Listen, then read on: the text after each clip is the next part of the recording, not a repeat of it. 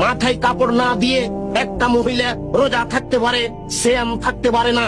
যাবতীয় অপছন্দ কথা ও কর্ম থেকে বিরত থাকার নাম হচ্ছে সিয়াম। একজন মহিলা ছোট ব্লাউজ পরে রোজা থাকতে পারে, সিয়াম থাকতে পারে না। একজন ব্যবসায়ী মিথ্যা কথা বলে ব্যবসা করে রোজা থাকতে পারে, সিয়াম থাকতে পারে না।